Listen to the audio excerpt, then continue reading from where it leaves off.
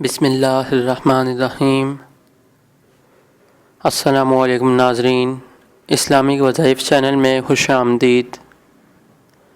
ناظرین، اس سے پہلے ہم نے آپ کو دنیا میں خیر و برکت اور ترقی پانے اور بیماریوں سے نجات پانے کے بہت سے وظیفے بتائے۔ آج آپ کو دنیا کے ساتھ ساتھ آخرت میں نجات پانے کے لیے وظیفہ بتائیں گے۔ آج کا وظیفہ نمازوں میں دل لگانے اور نیک کاموں کی طرف مبذول ہونے کے لیے ہے۔ ناظرین، اگر دل نماز پڑھنے کی طرف راغب نہ ہوتا ہو، نیکیوں کی طرف مائل نہ ہوتا ہو تو یہ وظیفہ کریں۔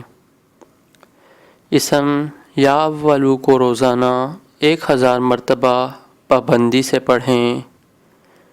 انشاءاللہ اس وظیفے کی پابندی کرنے سے نفس سے سستی اور کاہلی دور ہوگی، دل نمازوں اور خیر و بلائی کے دوسرے کاموں کی طرف اچھی طرح مائل ہونا شروع ہو جائے گا، اور نہ صرف دنیا سنورے گی بلکہ آخرت میں بھی اچھا انجام ہوگا۔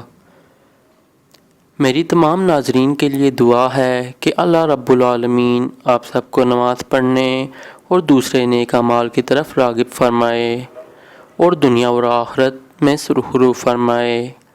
اللہ پاک سب کی پریشانیوں، بیماریوں اور مسائل کو اپنے کرم سے دور فرمائے۔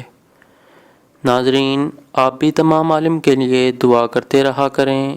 دوسروں کے لیے دعا کرنے سے اللہ کریم وہی دعا آپ کے لیے قبول فرماتا ہے۔